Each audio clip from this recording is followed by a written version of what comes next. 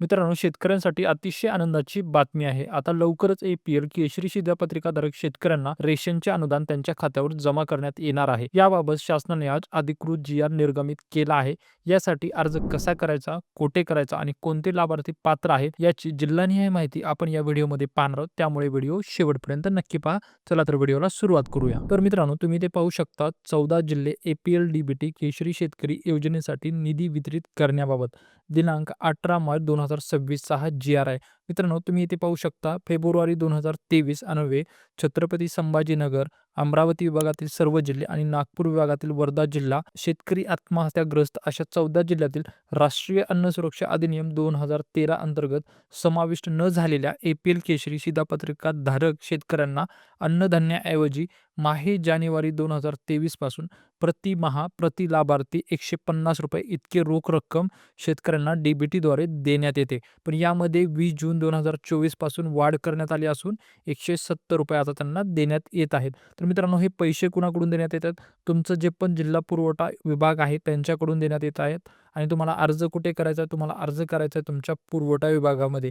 तुमचं जे पण तहसील विभाग आहे, त्या तहसील विभागामध्ये जो पण पुरवठा विभाग आहे, तिथे तुम्हाला अर्ज करायचा आहे. मी व्हिडिओच्या शेवटी तुम्हाला अर्जाचा नमुना पण देणार आहे. तर मित्रांनो, तुम्ही पाहू शकता यामध्ये आता शासनाने 145 कोटी रुपयाची तरतूद केलेली आहे. तर मित्रांनो, इथे पाहू शकता यामध्ये 14 जिल्ह्यांचा समावेश आहे. ते 14 जिल्हे कुठले आहेत?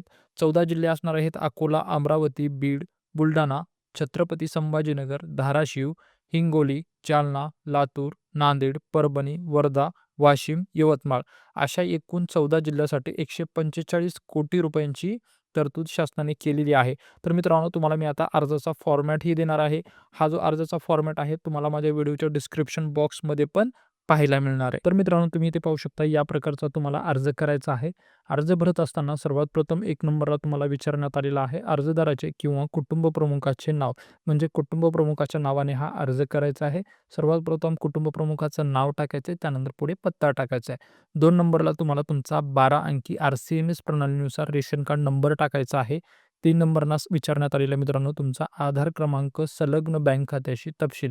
म्हणजे तुमचं बँक अकाउंट ज्या पण आधार कार्डशी लिंक आहे, त्या बँकेचे डिटेल्स तुम्हाला द्यायचे आहेत.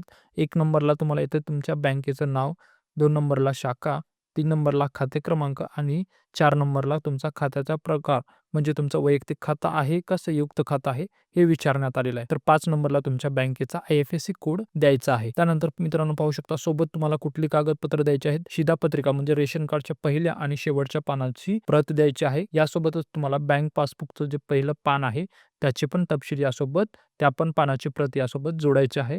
आणि तुमच्या तालुक्याचा जे पण पुरवठा विभाग आहे तिथे हा अर्ज तुम्हाला जमा करायचा आहे. तुमच्या आधारशी जे पण बँक अकाउंट लिंक आहे त्या बँक अकाउंटवरती तुमचे जे हे अनुदान आहे ते जमा करण्यात येणार आहे. तर मित्रांनो, लवकरात लवकर तुम्हाला हा जो अर्ज आहे तो पुरवठा विभागामध्ये जमा करायचा आहे. शासनाने यासाठी 145 कोटी रुपयाची आता तरतूद केलेली आहे.